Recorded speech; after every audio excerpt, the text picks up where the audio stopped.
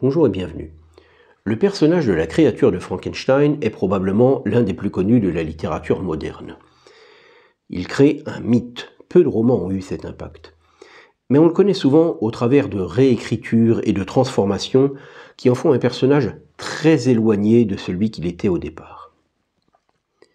Le nom même de Frankenstein, qu'on applique souvent à la créature à tort, évoque dans l'imaginaire collectif le visage de Boris Karloff dans le film de James Whale en 1931.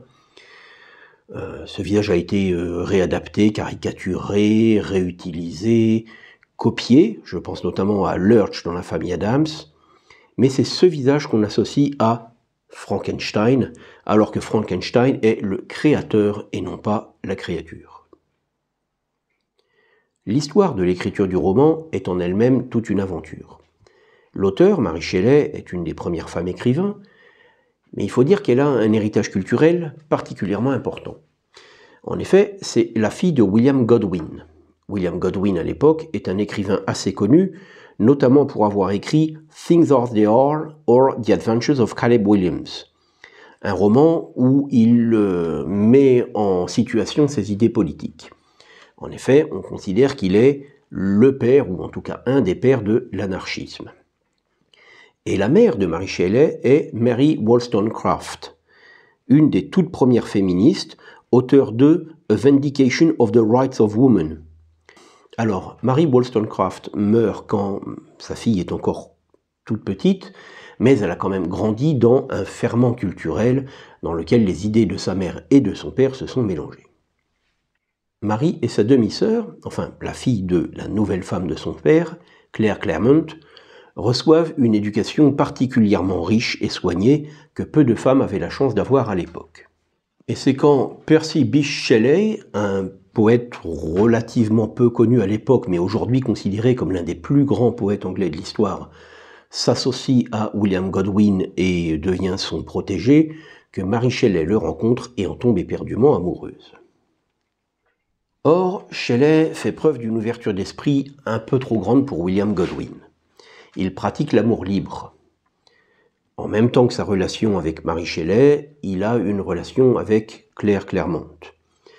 C'est trop pour William Godwin, qui décide de chasser son protégé et d'interdire à sa fille de le voir. Mais les deux jeunes amoureux décident de se sauver, elope en anglais, pour aller vivre leur histoire, et ils partent faire une grande tournée à l'étranger, en compagnie de Claire Clairmont, qui entre-temps est devenue la maîtresse de Byron, Lord Byron, le meilleur ami de Percy Shelley. Les Shelley voyagent beaucoup. Pendant leur pérégrination, Mary a une fille prématurée qui ne survit pas longtemps. En 1816, ils décident de retrouver leur ami Lord Byron et Claire Clairmont du côté de Genève, où Byron a une très grande maison. Et la nature de ce qui se passe dans cette très grande maison entre amis est sujette à controverse. Si on se base sur ce qu'on voit dans le film Gothic de Ken Russell, qui est quand même un peu documenté, il y avait un petit peu de promiscuité et un petit peu d'opium. Shelley et Byron sont un peu les rockstars de l'époque. Nous sommes donc en 1816, l'année sans été. En effet, l'éruption du volcan Tambora, du côté de Java en Indonésie, a complètement bouleversé la météo sur toute la planète. À Genève, ça se traduit par des pluies diluviennes, c'est un temps absolument apocalyptique. Et au moment où les Shelley arrivent, Shelley et Byron décident d'aller faire un tour sur le lac Léman. La foudre tombe sur le mât, ils en réchappent d'extrême justesse. Ils décident que finalement c'est peut-être pas une bonne idée d'aller se promener et de rester tous ensemble dans la maison. Pour occuper leur temps, Lord Byron, Shelley et le docteur Polidori, qui est un ami de Shelley qui séjournait avec eux dans cette maison, décident de se lancer un défi. Les histoires de fantômes étant très à la mode à l'époque, ils décident tous d'écrire une histoire gothic novel, et la meilleure histoire gagnera. Mary s'ennuie. Elle décide, elle aussi, de se lancer dans la compétition et d'écrire son histoire à elle, qui deviendra donc Frankenstein. Le nom est inspiré d'un château qui se trouvait à proximité de cette grande maison où il résidait. Et puis finalement, ils vont tous tomber d'accord pour dire que la meilleure histoire est celle de Marie. Alors ils vont la soutenir dans les réécritures. Le roman sort en 1818 et la version définitive revue et corrigée par l'auteur est publiée en 1831. Ce qui est intéressant, c'est que de son côté, le docteur Polidori a écrit une histoire qui s'appelle The Vampire's Tale. Alors, il y a toute une controverse pour savoir si c'est lui qui l'a écrit ou si c'est Byron. Le texte lui-même n'est pas extrêmement riche, littérairement parlant, mais tous les éléments sont là pour que, plus tard dans le siècle, Bram Stoker s'en inspire pour écrire son fameux Dracula.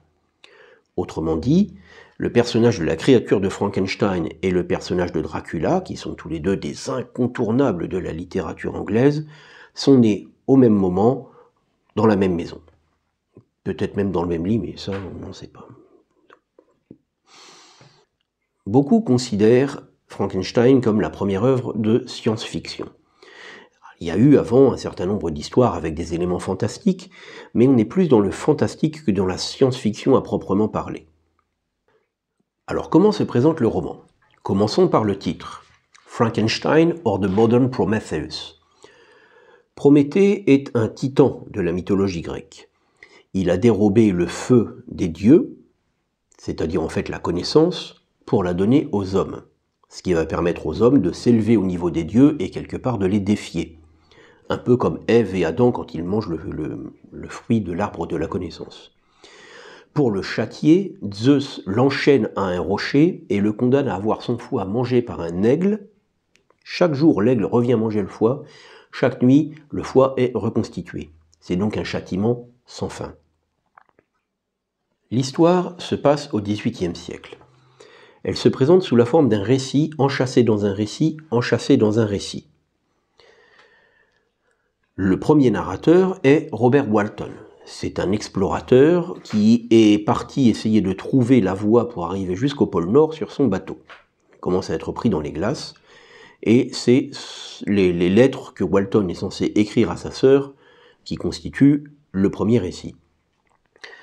Un jour, Walton raconte qu'il a rencontré sur la banquise un homme pratiquement mourant, que ces hommes ont secouru, ramené à bord, soigné, et une fois que cet homme a repris conscience, il leur a raconté son histoire. Cet homme, c'est Victor Frankenstein, qui devient donc le deuxième narrateur. Il raconte à Robert Walton ce qu'il a vécu, et Walton l'écrit à sa sœur, c'est-à-dire au lecteur.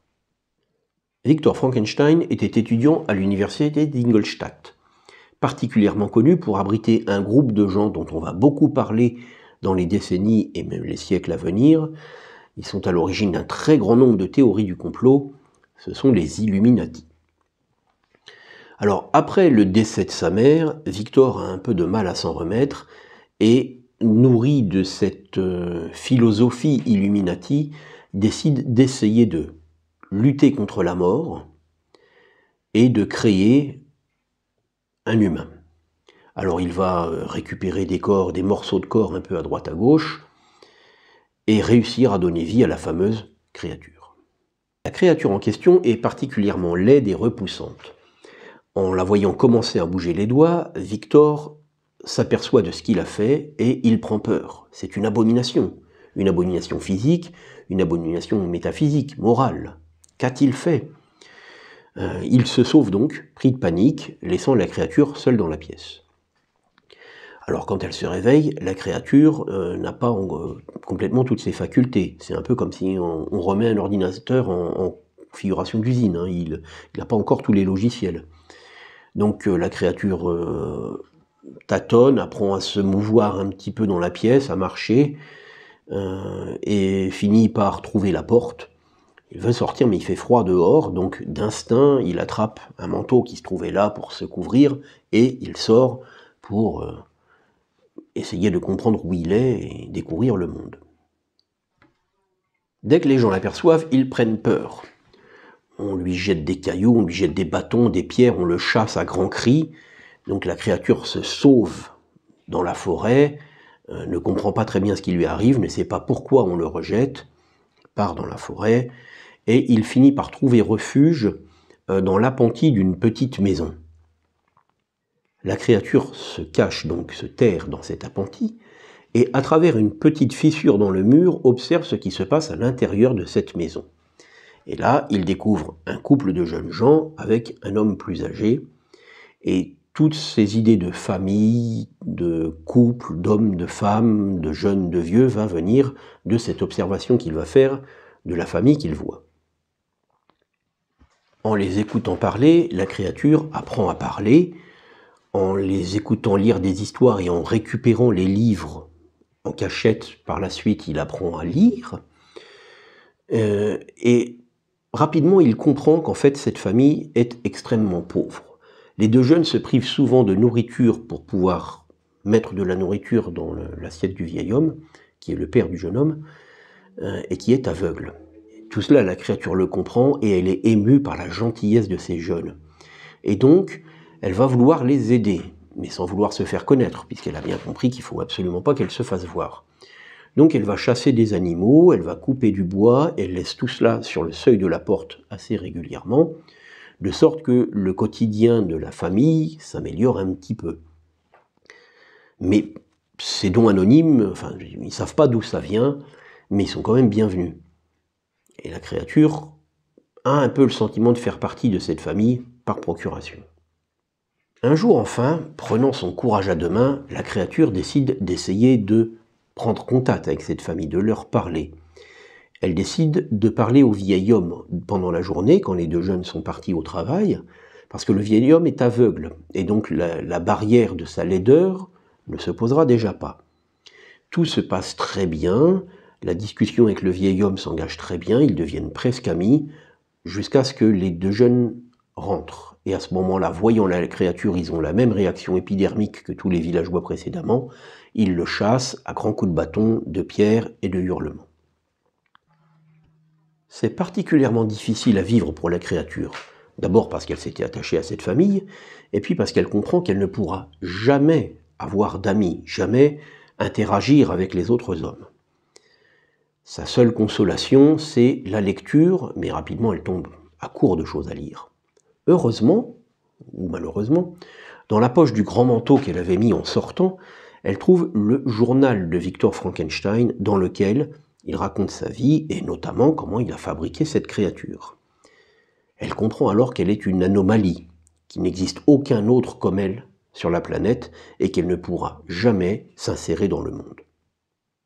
Elle se dit alors que son créateur, Victor Frankenstein, a une responsabilité vis-à-vis d'elle. C'est lui qui l'a faite, c'est lui qui l'a abandonnée à son sort, c'est lui qui est responsable de tout. Grâce aux indications trouvées dans le journal, elle remonte sa piste et finit par arriver dans le domaine des Frankenstein. Là, elle tombe sur le petit frère de Victor, William Frankenstein. C'est un moment où la créature est particulièrement malheureuse et énervée parce qu'elle s'est vue dans l'eau et elle a compris à quoi elle ressemblait.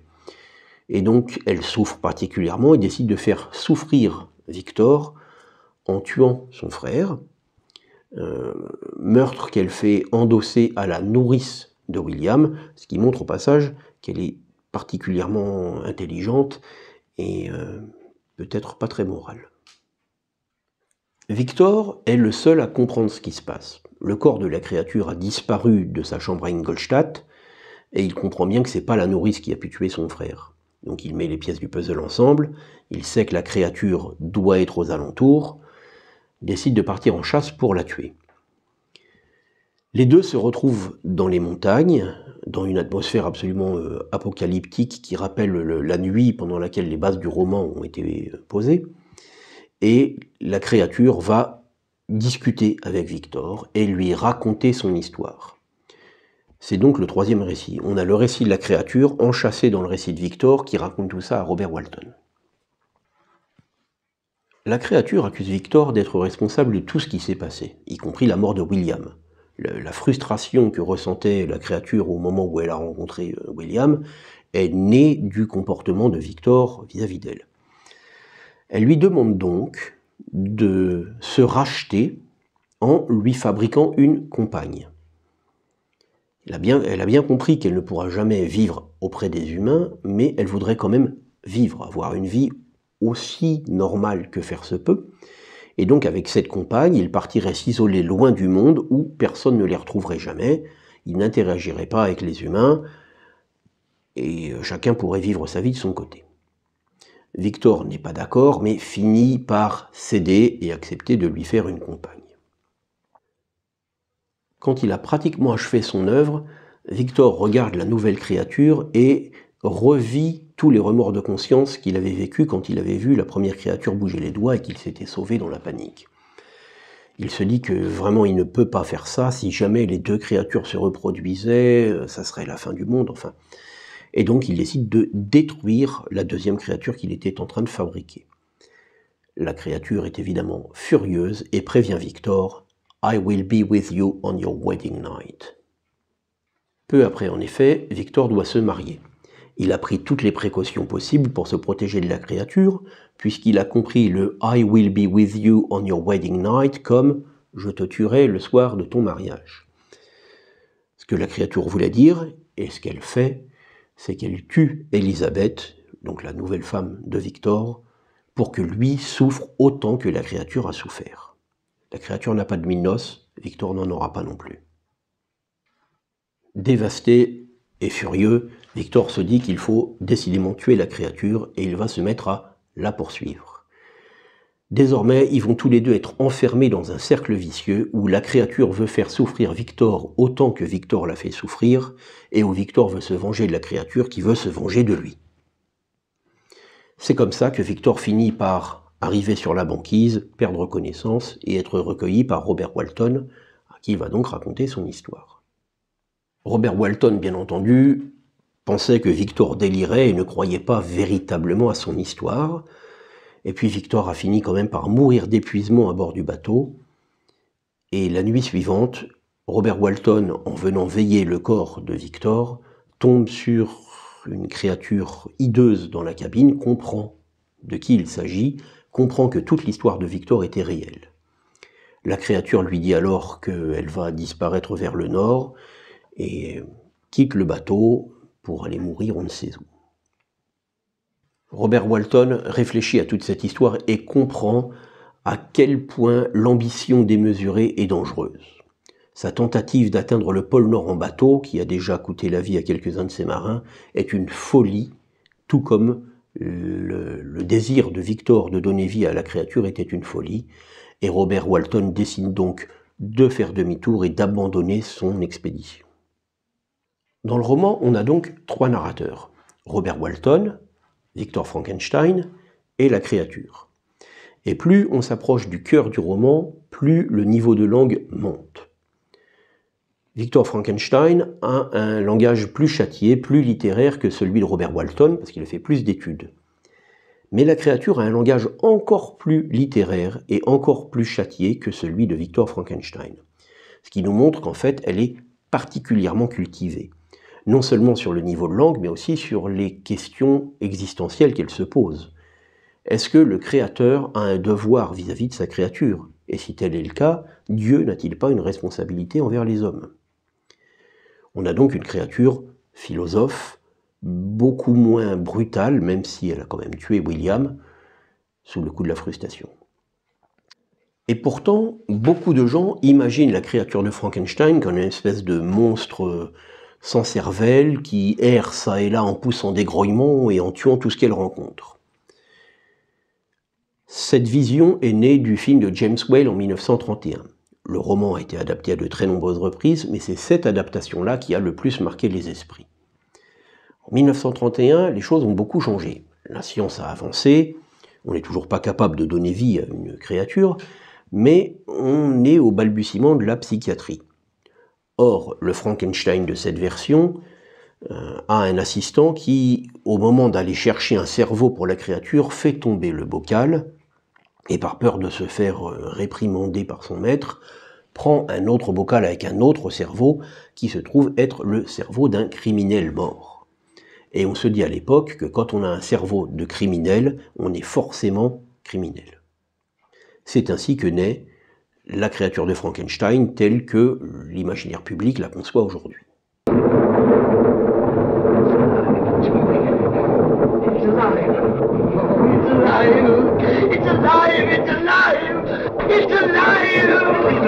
On avait donc au départ une créature très intelligente, très éduquée, cultivée, presque philosophe, qui n'a fait le mal que sous les coups de la frustration, par vengeance, en réaction au mal qu'on lui a fait.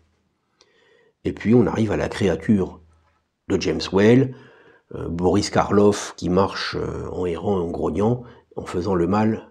Et là on est très très très éloigné du mythe de départ, mais c'est comme ça qu'un mythe évolue dans l'histoire. Voilà pour cette présentation rapide d'un des plus grands mythes romanesques de l'histoire de l'Angleterre. Merci d'être venu. Repassez me voir à l'occasion.